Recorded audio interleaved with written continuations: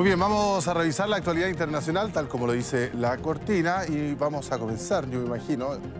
Soledad, ¿cómo está? Soledad Agüero, Hola, Soledad. Con Ecuador, ¿no? Sí, bueno, un día donde la atención claramente ha estado puesta en Ecuador, que hoy está viviendo su segunda jornada de paralización del sector transportista, también protestas, y todo esto como una forma de manifestarse contra la última medida que anunció el presidente Lenín Moreno de eliminar los subsidios a las bencinas, lo que, como vemos, ha despertado el enojo de muchos manifestantes que salieron a las calles, y además de los transportistas, también participaron de las protestas distintas organizaciones sociales, indígenas, estudiantes universitarios. Han bloqueado las carreteras, las calles, porque el paro de actividades es total, y el balance hasta el momento es de casi 300 manifestantes detenidos y decenas de heridos, entre ellos 14 civiles y 21 policías. Y la medida de eliminar los subsidios es parte de un paquete de ajustes que el presidente había acordado en función de un acuerdo con el Fondo Monetario Internacional, y que tiene por fin reducir el déficit fiscal que enfrenta Ecuador. Y esto se va, a partir de ahora, el precio de los combustibles se va a fijar en función de los valores internacionales. Para ver de qué manera esto podría generar algún cambio, los invito a que revisemos nuestro video wall, donde ahí podemos observar cómo podrían subir los precios de las bencinas. A ver si lo revisamos ahora. Aquí tenemos los datos. Acá se compara el galón de diésel, que equivale a 3,78 litros, y de $1,03 que costaba antes de esta medida, ahora pasa a subir a 2,27. Y en el caso de la llamada gasolina extra, que es la gasolina que más se consume dentro de Ecuador, subiría de $1,85 a $2,30. O sea, lo que vemos es que prácticamente el precio se duplica, y que es lo que explica parte de la molestia de las personas que han salido a protestar contra esta medida, mientras que el presidente Lenín Moreno ha dicho que no va a ceder en su postura. Él, en sus palabras, dijo que no va a aceptar chantajes y que no hay ninguna posibilidad de cambiar ese paquete de medidas. Sí, ahora es una medida súper impopular, pero necesaria también para la economía del país, como parte de los requerimientos del Fondo Monetario Internacional para acceder a un crédito. Se estaba endeudando muchísimo el país producto de los subsidios a los combustibles. Fíjate, 4 litros a $2, mejor que ni vengan a Chile a ver el precio acá. Para nosotros sigue siendo extraordinariamente barato. Pero bueno, esa es la realidad de Ecuador. Aquí pasa un poco, uno podría hacer cierto paralelo con Argentina. Bueno, nuevamente está involucrado el Fondo Monetario Internacional. Claro, está involucrado el Fondo Monetario Internacional, pero la situación fiscal de Ecuador después del gobierno de Rafael Correa quedó extraordinariamente compleja, porque evidentemente, muy al estilo de Rafael Correa, subsidió muchas cosas, entre ellos los combustibles, y resulta que el Estado, el fisco ecuatoriano no da más. Tanto así, respecto de la deuda que va acumulando y del gasto público, tanto así que recurre al Fondo Monetario Internacional, al igual que Argentina, por eso hacía el paralelo, para prestar plata. Y te presta el Fondo Monetario Internacional, pero el Fondo Monetario Internacional le dice, bueno, usted me tiene que pagar, entonces lo que tiene que hacer es reducir el gasto. Esa es la condición. El gasto significa, lamentablemente, cortar subsidios y achicar un poquito el tamaño del Estado. Bueno, y más allá del precio de los combustibles, ahora van a empezar a subir los productos, porque en la cadena de distribución, el transporte, todo eso va a encarecer en general la vida. Sí, no es la única medida que está incluida dentro de este paquete de reformas que anunció Lenín Moreno, y con el cual dijo que esperaban ahorrarse unos 1.400 millones de dólares. Después comentemos parte de esas otras medidas, también la reacción de Rafael Correa, pero primero revisemos qué fue lo que ha dicho Lenín Moreno en esta jornada de protestas. Escuchemos y luego con el fin de precautelar la seguridad ciudadana y evitar el caos, he dispuesto el estado de excepción a nivel nacional. Los derechos, queridas amigas y amigos, se exigen sin perjudicar a los que verdaderamente son fundamentales para el progreso del país: la generación del trabajo, la educación, la libre movilidad, la seguridad de las personas. Reiteramos, por supuesto, siempre nuestra apertura al diálogo. Claro, él declaró estado de excepción que va a regir durante 60 días, él lo decía en sus palabras, con esto quiere garantizar la seguridad, prevenir un estallido violento de protestas y lo que significa en definitiva el estado de excepción es que van a desplegar las Fuerzas Armadas, la policía, también queda restringido el derecho a reunión y también Lenín Moreno dijo que él había tratado de dialogar con los manifestantes pero que los acusa incluso de golpistas, de querer desestabilizarlo y dice que las opciones de diálogo están agotadas, mientras que la postura de los transportistas es que la huelga va a continuar hasta que Lenín Moreno dé pie atrás a este anuncio. Ahora tú, José Luis, mencionabas a Rafael Correa, que no olvidemos que Lenín Moreno había sido su vicepresidente. Eran aliados, pero una vez que Lenín Moreno asume la presidencia ha tratado de desmarcarse de la figura de Rafael Correa y ahora están peleados a muerte.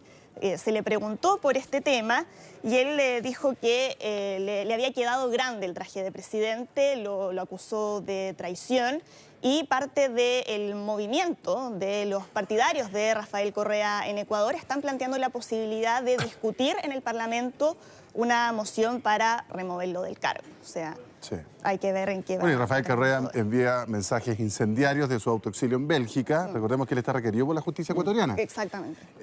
Y él se mantiene en Bélgica en esto, dando entrevistas o comentando la política ecuatoriana desde allá.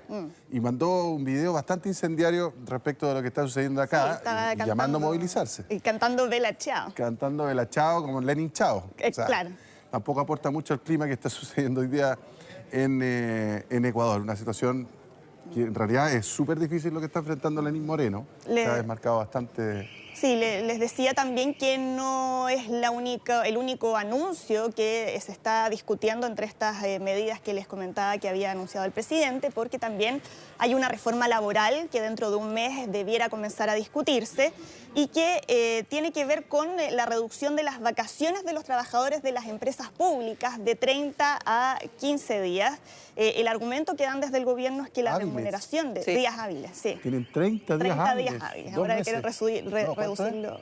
Sí, 30, sí, no, son un mes y medio. Sí. Claro, y es una reforma que también desde hace tiempo estaba generando muchísima molestia y ahora a partir del alza en los combustibles fue lo que terminó detonando estas últimas manifestaciones en un panorama que es incierto y que vamos a estar monitoreando su desarrollo, por supuesto. Sí, bueno, lo que está haciendo Lenín Moreno pareciera ser un poquito la terapia de shock que no hizo Macri en Argentina, digamos. Bueno. Que le ha terminado pasando la cuenta.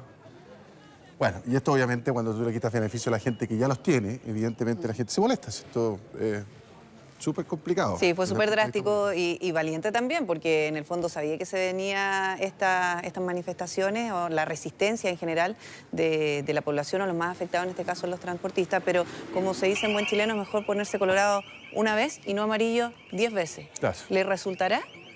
Vamos a ver, sí, vamos a seguir de cerca todo. Seguramente nos va a dar más material para comentar en las próximas semanas. Y otro país que nos mantuvo muy ocupados durante estos días fue Perú, donde pareciera que la cosa ya está empezando a calmarse, pero anoche volvieron a salir a las calles para manifestarse a favor del presidente Martín Vizcarra. Fue una movilización que contó con la presencia de organizaciones de derechos humanos, de estudiantes que salieron a las calles de Lima y de otras ciudades del país para respaldar su decisión de haber disuelto el Congreso y haber llamado a elecciones legislativas anticipadas.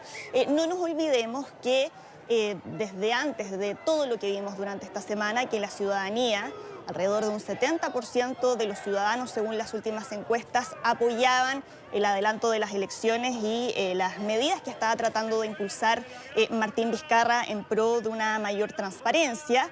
Quienes salieron a las calles criticaron a la oposición del Congreso disuelto por haber tratado de bloquear esa agenda que el presidente Martín Vizcarra estaba tratando de llevar a cabo.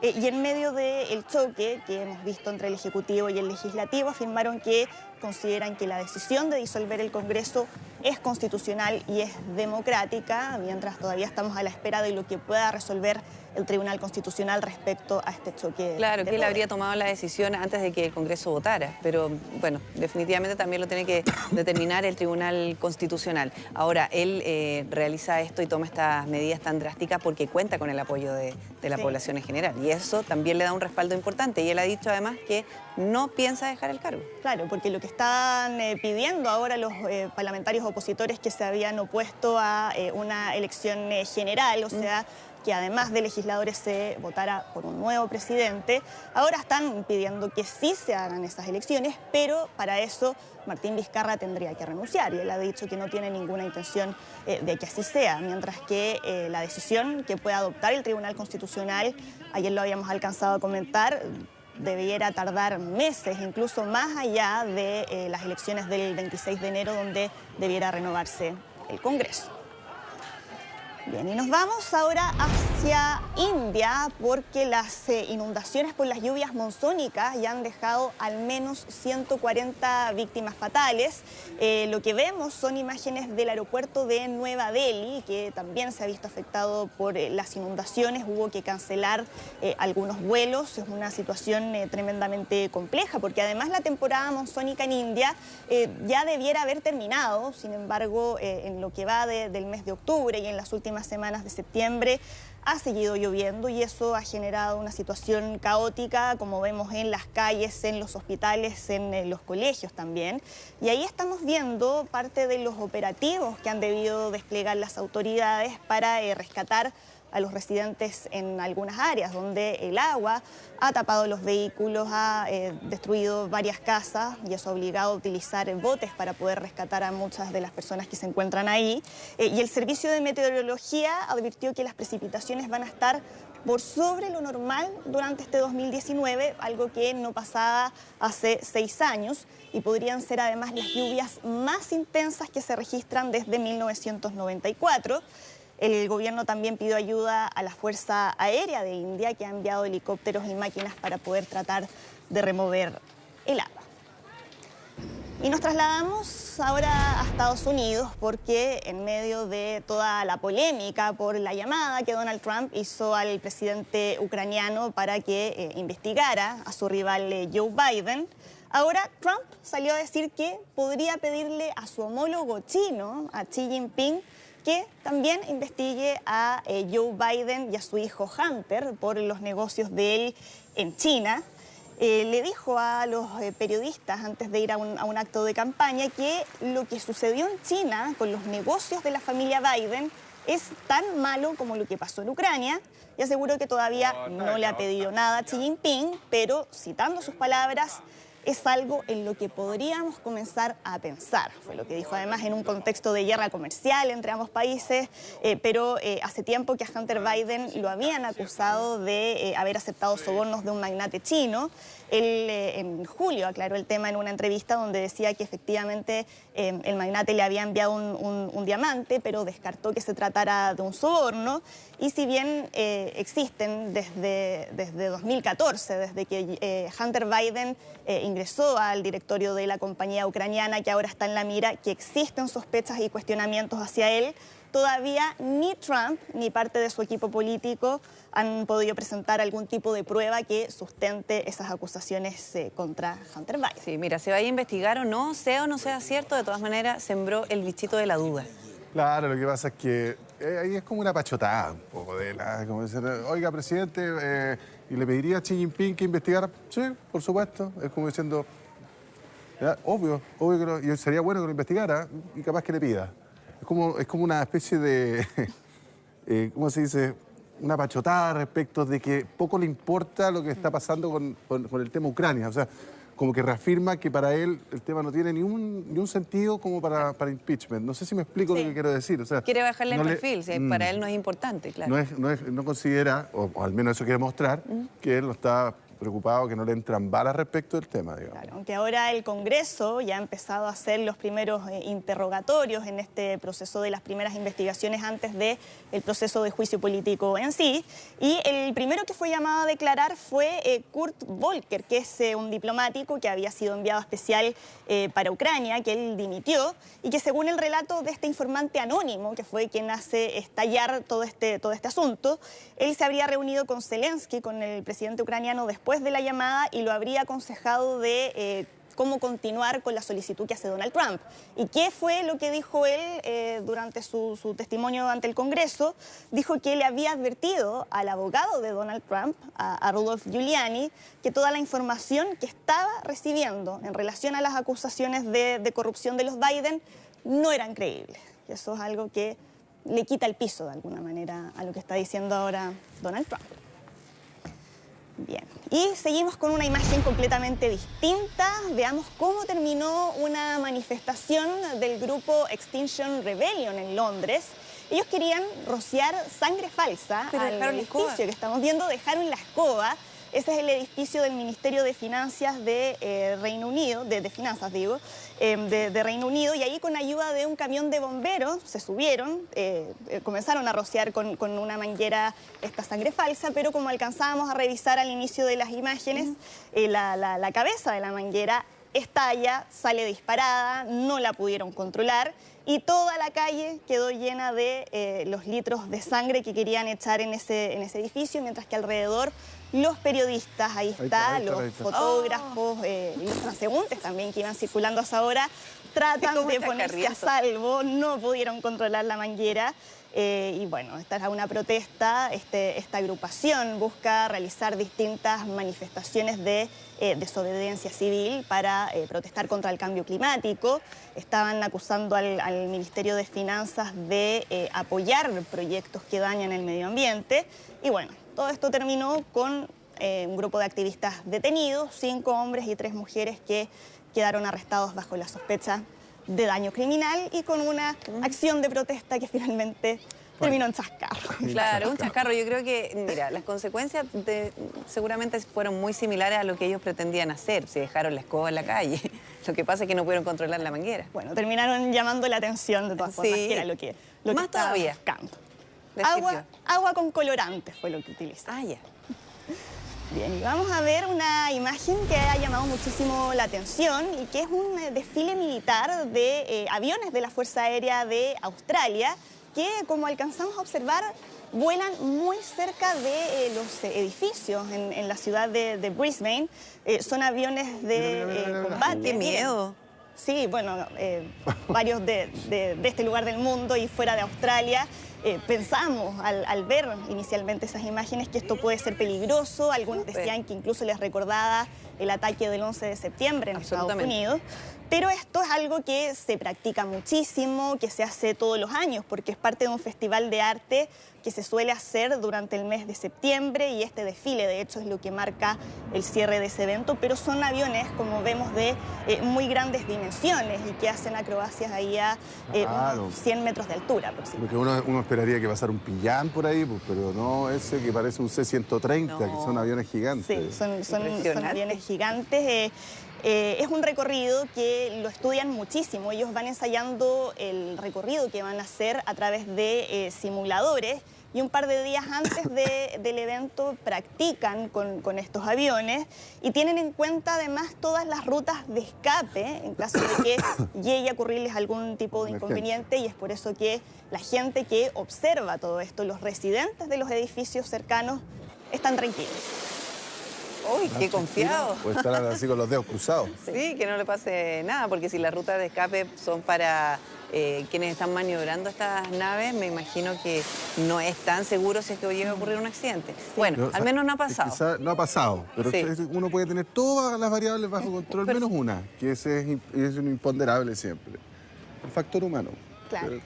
Porque al final le queda pilotando un ser humano, digamos. Y se puede equivocar. Se puede equivocar, le puede venir un patatú.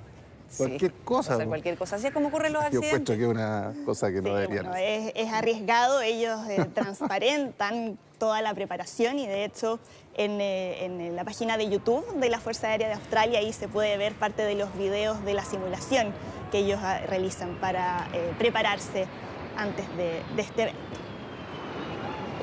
Y terminamos con una historia esperanzadora que tuvo lugar en Francia y que tiene como protagonista al hombre que estamos viendo en las imágenes, que es un joven de 30 años, paralítico, que perdió la movilidad hace 4 años cuando cayó de un balcón de 15 metros de altura y que ahora logró caminar, pudo mover sus 4 extremidades con ayuda de este traje que vemos, que es un traje de exoesqueleto.